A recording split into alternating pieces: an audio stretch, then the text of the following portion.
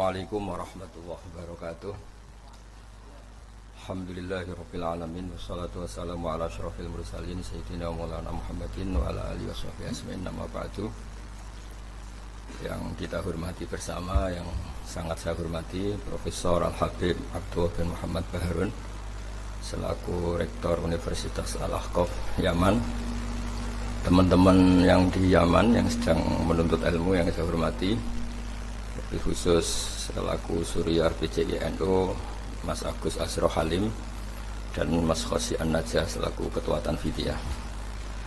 Teman-teman thalabatul ilmi yang ada di Yaman, biasanya kalau di Indonesia wasatiyah itu disebut atau diterjemahkan atau dialihbahasakan moderasi Islam. Di kamus bahasa Indonesia moderasi itu ditulis sebagai yang berkecenderungan tengah, berkecenderungan tidak ekstrim baik dalam perilaku maupun faham. Juga dijelaskan moderasi adalah sikap mau mendengar orang lain. Dan alhamdulillah berkahnya teman-teman di Yaman, saya punya kitab Usulul Wasatiyah, saya baca khatam, dan itu persis seperti keyakinan-keyakinan kita yang punya sanad muttasil sampai manhaj Wali Songo. Kita punya sekian kasus dalam sikap manhaji. Dulu perempuan itu tidak boleh belajar karena takutnya kalau belajar itu terus bisa nulis, bisa WA-an, terus takutnya bisa pacaran. Tapi lama-lama itu diketahui kalau terlalu lugu malah jadi korban, jadi objek karena mudah diakali, mudah dikibuli, mudah difitnah. Begitu juga dulu ketika perempuan jadi polisi itu pertanyaannya itu aktivitas lelaki sehingga perempuan tidak boleh. Tapi setelah mendengar beberapa kasus kriminal misalnya pengedaran narkoba itu banyak yang disembunyikan di alat-alat yang khasnya perempuan. Sehingga semenjak dijelaskan polisi kalau itu narkoba disembunyikan di alat perempuan atau alat kelamin, kalau polisinya semua lelaki kayak apa? Sehingga terus mulai tahu pentingnya polisi perempuan. Begitu juga untuk ngecek kasus-kasus pemerkosaan. Itu kalau yang ngecek lelaki kebetulan tidak soleh, bisa tidak karu-karuan, itu kriminalnya semakin banyak. Kedokteran juga gitu dan seterusnya dan seterusnya. Ini barokahnya mau mendengar. Jadi mendengar itu penting, meskipun pendapat itu kita tidak cocok, tapi kalau mendengar itu penting. Dan awalu hadatin itu ya diperdengarkan. Dulu Rasulullah SAW pertama jadi nabi itu ya memperdengarkan orang. Beliau at-tahaddi bin nubuwah, memaklumatkan diri kalau sekarang beliau itu nabi. Dan barokahnya memperdengarkan itu ada logika nubuwah yang didengar oleh orang-orang kafir. Kemudian sebagian mereka itu Islam. Karena logika yang terbangun sudah ada, mainstream sudah ada. Misalnya kalau problem banyak, resiko banyak, ya Tuhannya harus banyak. Maka pertama Nabi jadi Nabi itu digugat dengan kalimat aja'alal alihata ilaha wahida inna hadza lasyai'un ujab. Masa urusan kita banyak, kemudian Tuhannya satu. Kalau urusan kita banyak, Tuhannya harus banyak. Itu logika mainstream saat itu. Sampai Nabi bikin logika tandingan, yaitu kalau kamu jadi buruh dan majikannya banyak, semuanya minta dilayani, semuanya minta diturutin, Anda yang bingung. Kemudian mereka setuju. Terus Nabi memberi satu pemahaman, Tuhan kamu adalah majikan kamu, Rabbukum sayyidukum. Dan itu kalau banyak, kamu akan bingung karena semuanya punya hak merintah, punya hak negur, terutama punya hak memberi sanksi. Itu yang disebut darabawu mathalan rajulan fihi syuraka umutasyakisuna wa rajulan salamal lirrajul. Nah logika-logika permanen ini yang disebut kita nggak boleh ekstrim karena semua cerita dulu Nabi itu sah ya, sah itu meskipun itu nggak pilihan, sah mendoakan umatnya kena azab kayak zaman Nabi Nuh, Nabi Soleh kalau mereka nggak nerima ajarannya. Tapi itu pun setelah mimba dima ja'athumul bayinat atau sebagian ayat disebut hatta ta'tiyahumul bayinah. Jadi sanksi itu setelah kita memberi penjelasan kebenaran itu terang welo-welo, sejelas-jelas mungkin. Logika yang nggak bisa ditolak. Itu baru sah kita mengkutuk, baru sah kita menyalahkan. Sehingga semua nabi itu punya kemampuan fatona, kecerdasan yang orang itu nggak bisa ngelak. Dulu misalnya di fikih orang Madinah itu abkhosun nas, orang yang paling buruk dalam timbangan, orang yang sering transaksi tidak cash, tidak nakdan.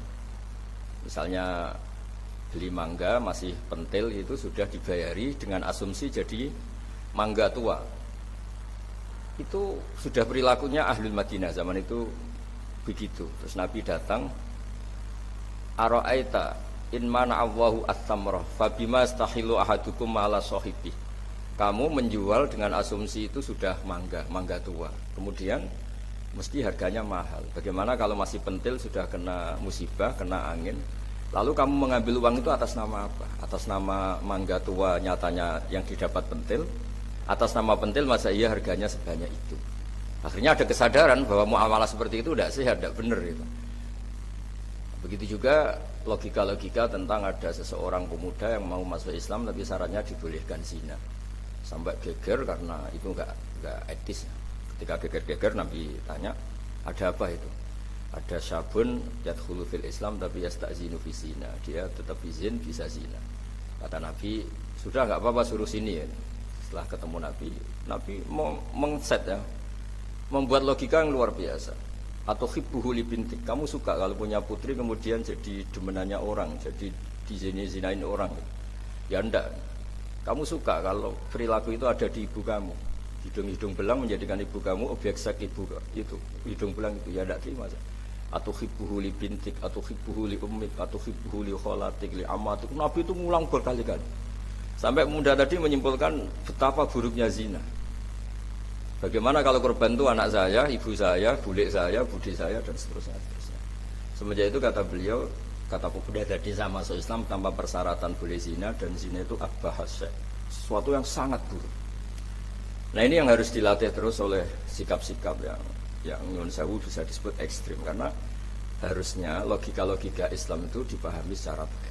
Sehingga beberapa kali larangan-larangan manhiyat juga Allah menyebut innahu kana fahsyata wa matta wa sa'a sabila.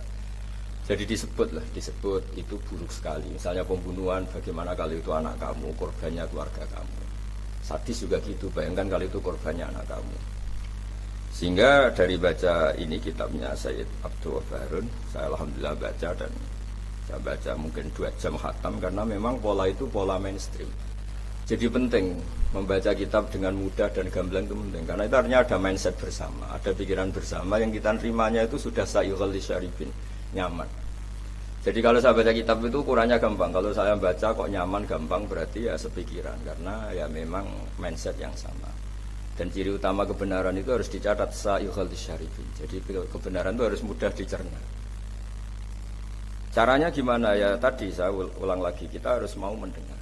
Jadi beberapa pemahaman yang keliru dulu, misalnya tidak ada penyakit menular, kemudian ada orang Arabi yang mencoba unta yang waras dijejerkan yang kudisen, yang ternyata yang waras jadi kudisen, sehingga mereka protes, ya Rasulullah kata engkau la adwa wala tiarota, tidak ada penyakit menular, ini unta sembuh, unta sehat, kena unta gudikan ternyata ikut gudikan. Lalu sama Nabi dibenarkan faman adal awala, lalu yang nulari yang pertama siapa? Itu asli ya Rasulullah dari Allah. Nah, ternyata pemahaman tadi dikira penyakit nggak boleh menular, itu dicoba yang sakit dijajarkan yang sehat, tapi Nabi membenarkan. Maksud saya awal penyakit itu dari siapa? Tentu dari kehendak Allah Subhanahu wa taala. Nah, di sini akhirnya ada logika bersama bahwa untuk menghadapi sesuatu itu pentingnya mendengar. Kemudian yang terakhir, dan saya mohon nanti diskusinya tentang kitab ini, al-ghulu wa takfir. Di mana-mana itu yang namanya nabi itu ya orang kafir dijadikan sebagai muslim, orang baik juga gitu. Di mana-mana orang baik inginnya yang fasik jadi soleh, yang soleh bodoh menjadi soleh pinter, yang setengah pinter menjadi pinter banget, syukur-syukur jadi wali. Nah logika-logika itu harus permanen. Di mana-mana ya inginnya kita itu ya yang enggak baik dijadikan baik. Ini bukan kebalik, yang sudah baik dikafirkan, yang sudah anggota dikeluarkan. Itu aja secara organisasi masalah kan. Jadi takfir itu sebenarnya tidak usah dalil sudah jelas, masa yang sudah masuk dikeluarin. Wong yang di luar saja difasilitasi kulil ladzina kafaru iyantahu yughfar lahum ma qad salaf. Kalau kamu mau masuk Islam, fasilitasnya itu yughfar lahum ma qad salaf. Masalah-masalah kamu, dosa-dosa kamu akan diampuni. Jadi tahu-tahu orang yang min ahli la ilaha illallah karena kesalahan tertentu, entah pegang patok kuburan, entah apalah peringatan sesajen langsung dikafirkan.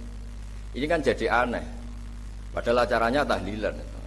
Menjadi aneh karena satu kalimat sing dakhala bihal kafiru al-islam, satu kalimat yang menjadikan orang kafir menjadi Islam. Kemudian dengan kalimat yang sama orang Islam hanya menjadi kafir hanya karena pegang patok kuburan atau karena acara-acara tahlilan yang dianggap khurafat.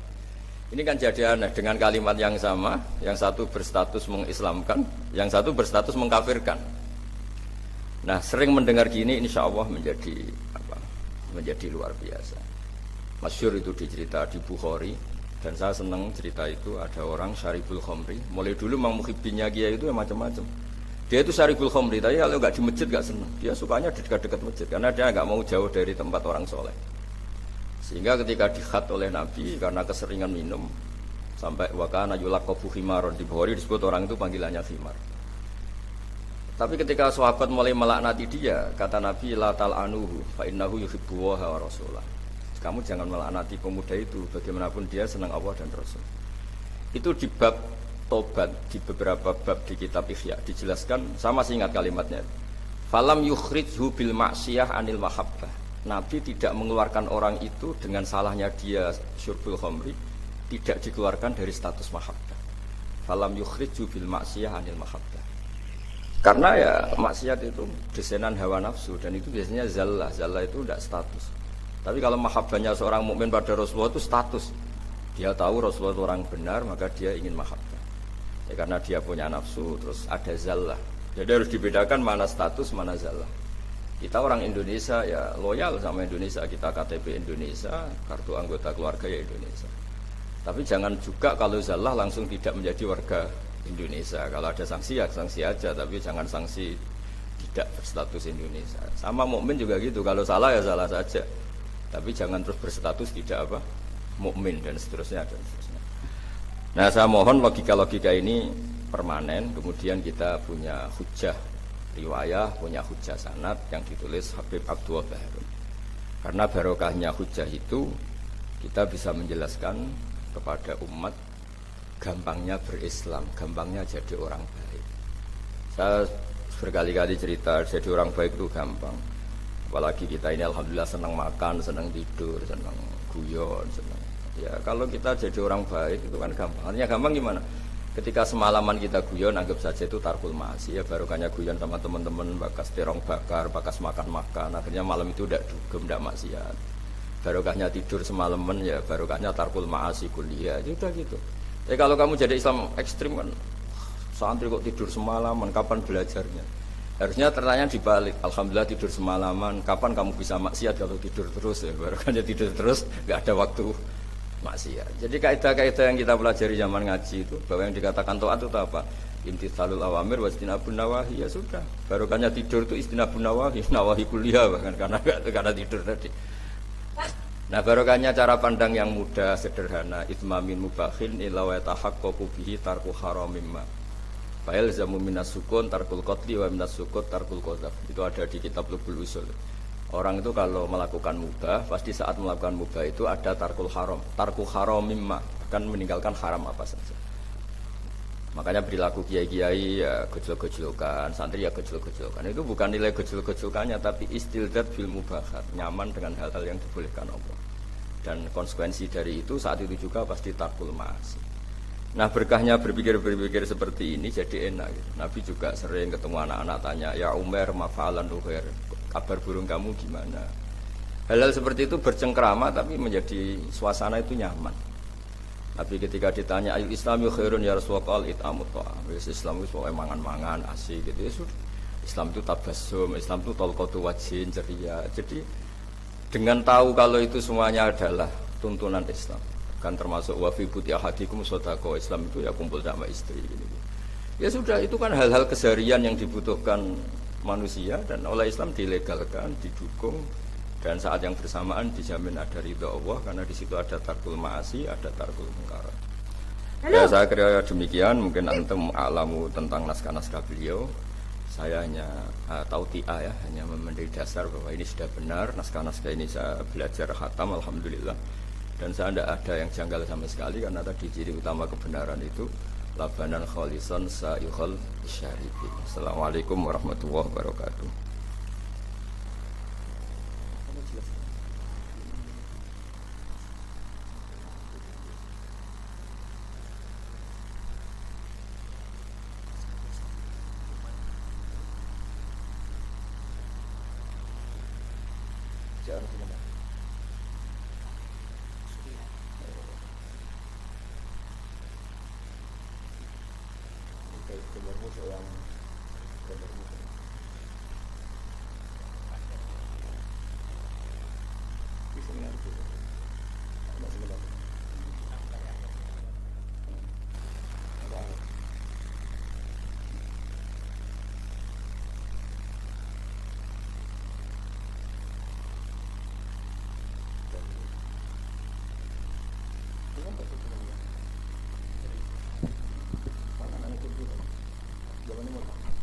Waalaikumsalam warahmatullahi wabarakatuh. Syukran katsiran. Jazakumullahu khairan jazaa kepada Abdul yang sudah menjelaskan secara jelas tentang isi.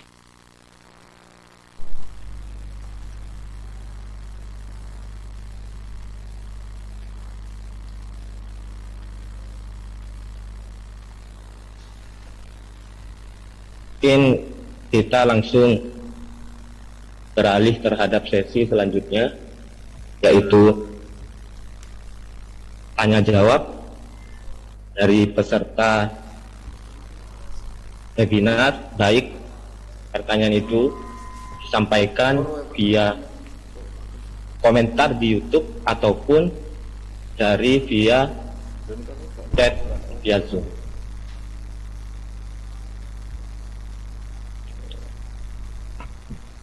Udah pertanyaannya dua aja, pinter takon. Dua aja ya.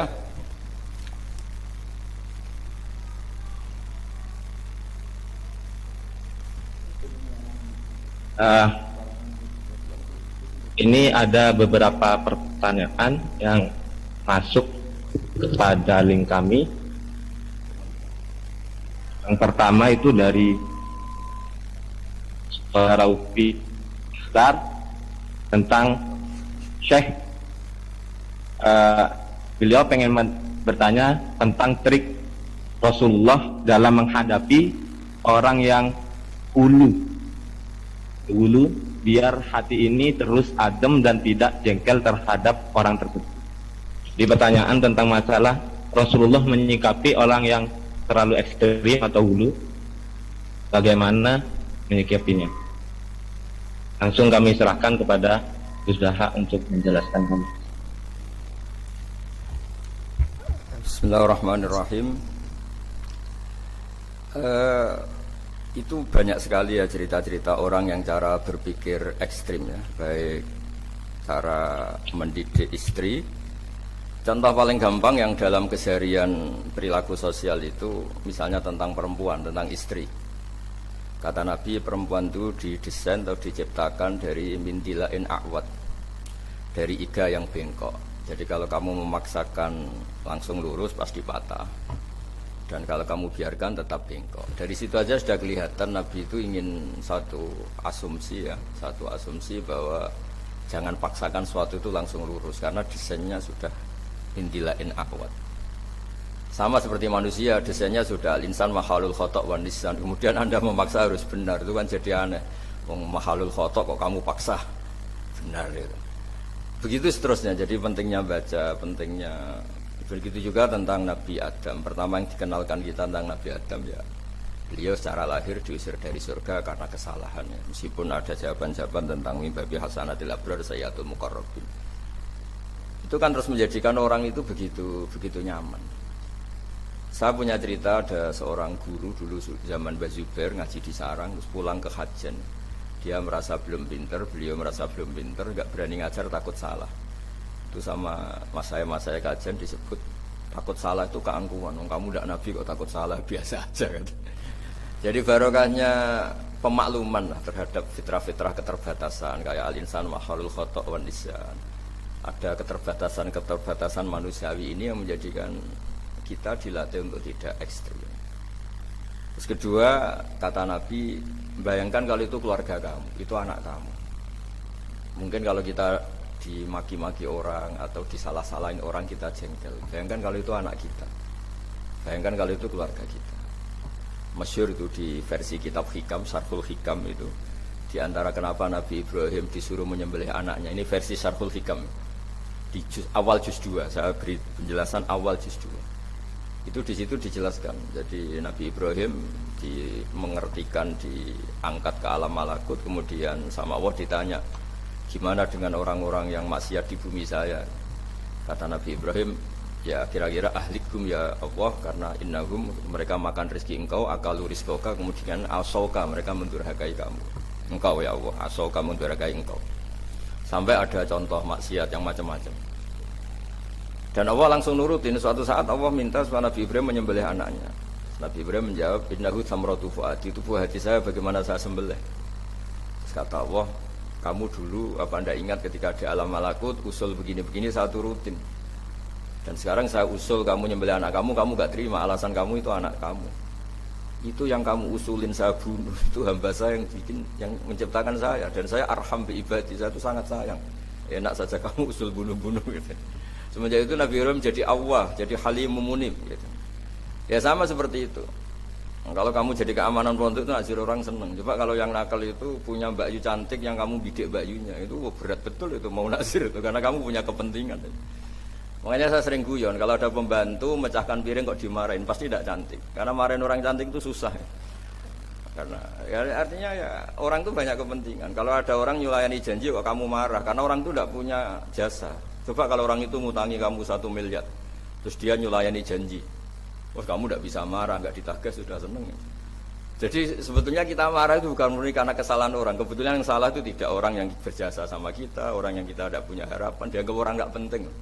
Coba kalau yang salah itu perempuan cantik yang kamu seneng, atau orang yang bisa melantarkan kamu ke tempat pekerjaan, yang bisa mengasih status kamu, salah kayak apa, tanpa dia minta maaf sudah kamu maafkan. Nah seperti ini tuh melatih kita untuk tidak hulu, tidak ekstrim. Karena ternyata ekstrim kita ini berdasar nyun sewu nafsu juga. Kamu bisa marah sama orang yang ngutangin kamu, marah sama orang yang kira-kira itu adiknya kamu lamar. Kalau santri sudah tua-tua itu mungkin ngelamar buliknya, mungkin kalau sudah. Nah, itu kan kelihatan. Ya, makanya kita dilatih ada idhamul minnah ya, perasaan bahwa orang lain itu berjasa ke kita, supaya merasa utang jasa lah sama banyak pihak itu. Nah, kalau jalan-jalan di daerah-daerah kemudian ada masjid, itu sadar Islam yang ngurusi tidak hanya saya, di mana-mana ya ada Islam, dan itu pengurusnya tidak kita. Kamu jalan-jalan di mana-mana kita yang keluaran pondok-pondok besar, mungkin melakukan Islam ya ngajar di pondok, di madrasah. Tapi yang di pedalaman sana mungkin hanya seorang mudin, bahkan seorang PNS. Makanya Mbah Mun sering pesan suatu saat yang membawa Islam kemana-mana itu PNS. Karena PNS barokahnya dia muslim, dia di daerah tertinggal pun sama negara difasilitasi ada masjid, ada musola. Karena departemen-departemen di Indonesia pasti disediain fasilitas musola atau masjid. Barokahnya itu Islam menyebar di mana-mana. Karena konsekuensi dari pegawainya yang muslim sama negara dibikinkan masjid. Dan barokahnya yang bikin negara semuanya tertata rapi langsung jadi. Coba kalau kita yang ke desa-desa tertinggal, kita sendiri miskin, mau cari sumbangan juga sama orang yang belum peduli sama Islam. Tapi kalau Anda dokter misalnya masuk ke pedalaman Irian, karena Anda dokter muslim sama negara difasilitasi ada musola, ada masjid. Dan karena Anda tugas negara, dilindungi keamanannya di macam-macam. Makanya kata Mbak Mun, kamu harus tahu gak suatu saat yang menyebarkan Islam itu ya PNS. Ya tentu santri pastilah, santri kiai pasti. Tapi juga kita nyadari di beberapa negara non muslim ada masjid besar ya bawaannya kedutaan, karena kedutaannya muslim, kedutaan kita muslim, barokahnya itu dibikinkan masjid. Begitu juga mahasiswa-mahasiswa akhirnya ikut punya masjid di beberapa negara Eropa, di Amerika Latin itu barokahnya ada kedutaan muslim, misalnya Indonesia atau Arab Saudi, terus diberi fasilitas agama dan seterusnya. Dari cara mengakui orang lain itu terus berpikir ekstrim, tidak, ternyata yang kontribusi pada Islam itu banyak, yang menyebarkan Islam ke dunia itu banyak. Barokahnya itu kita tidak mudah menyalahkan orang lain, tidak merasa paling mengawal Islam, tidak merasa paling berjasa. Ya saya kira demikian. Ya masih sekali lagi ya, sudah cukup ini, sudah pinter kok tanya.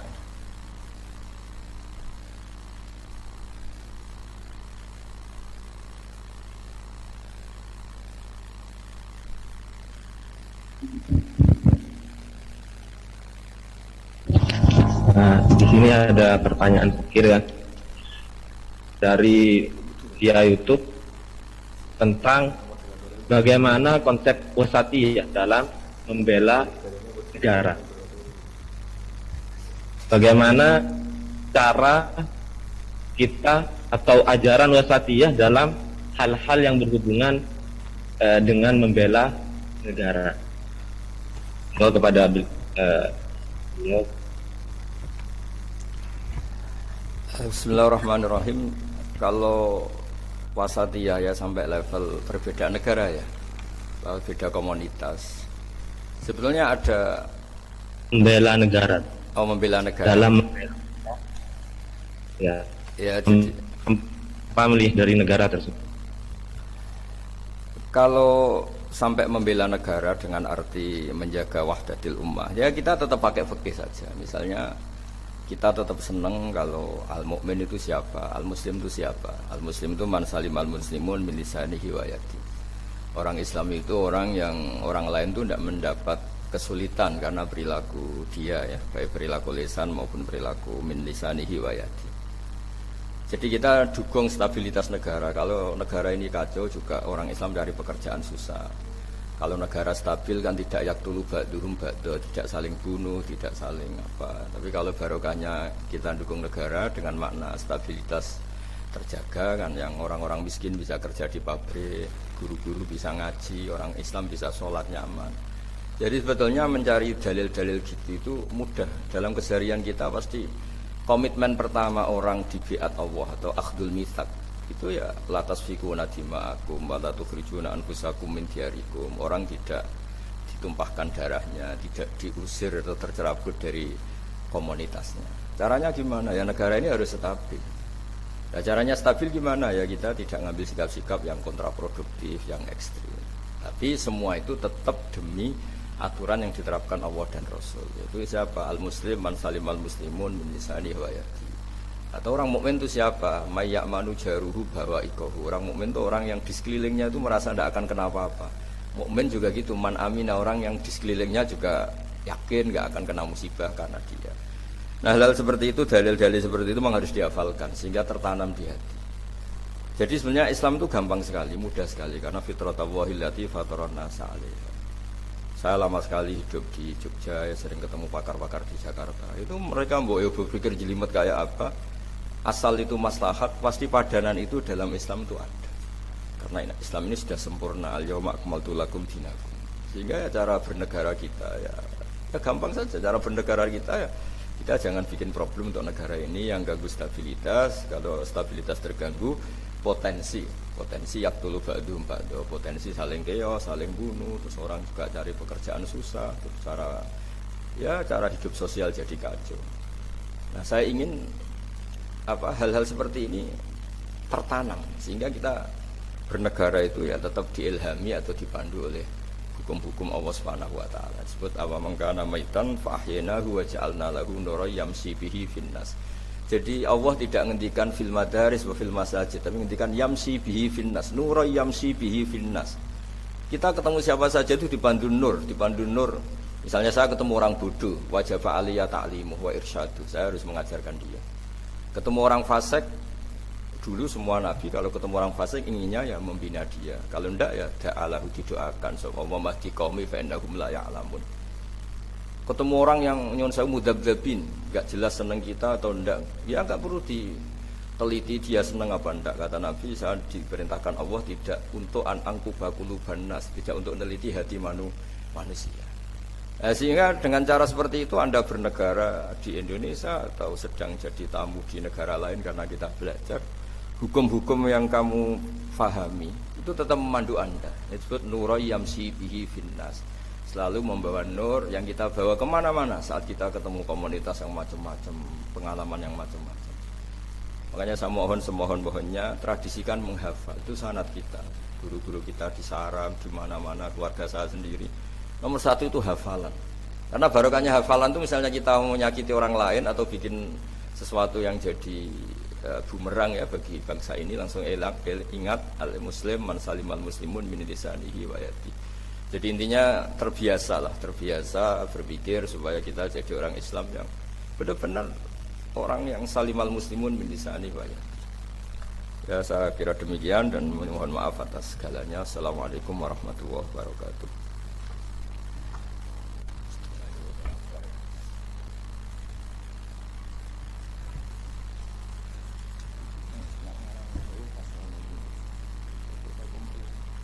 Waalaikumsalam warahmatullahi wabarakatuh. Alhamdulillah, beliau sudah menjelaskan dengan sangat jelas mengenai hal-hal yang berhubungan dengan kitab Ushul Wasatiyah. Gampangnya bahwa memang Islam itu moderasi atau sahal, sehingga ketika hal-hal yang keluar dari moderasi tersebut itu sudah keluar daripada dalil dari Islam atau sudah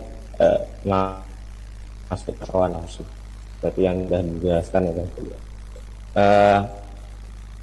Sebelum kita tutup acara webinar ini, kita serahkan kepada MC. Terima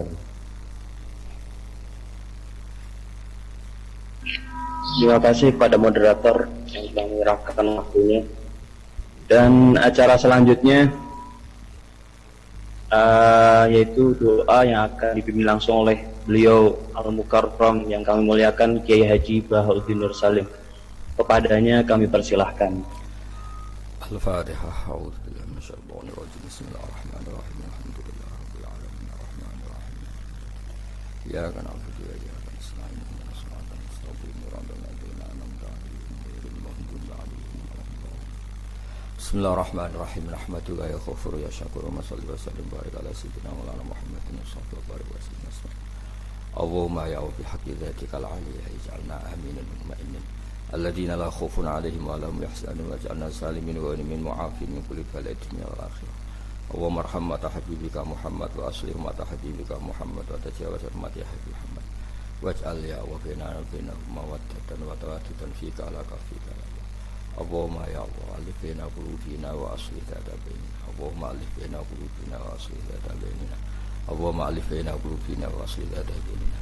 Waj'al hayatana ya wasiyatan lana fi kulli khairin wal mauta rahatan lana min kulli syarrin. Waj'al ya ilahana ya Allah hadi kalta wa sayra biladil Islam ya Allah aminatan rakhiyah mutmainnatan ya Allah tajri fi ahkamu. Waj'alna ya Allah mimma yarjuka daiman wa fi kulli hal. Adrikna ya Allah daiman wa fi kulli hal bi alaika wa na'maika hatta ya Allah sallamtana fi kulli harakatina wa sakatina. Hatta nakuna mutmainnin aminin alladzina la khaufun 'alaihim wa la hum yahzanun. Rabbana atina fid dunya hasanah wa fil akhirati hasanah wa qina adzabannar. Wa sallallahu ala sayyidina Muhammad wa ala alihi wa sallam. Subhana rabbika rabbil izzati amma yasifun wa salamun alal mursalin walhamdulillahi rabbil alamin.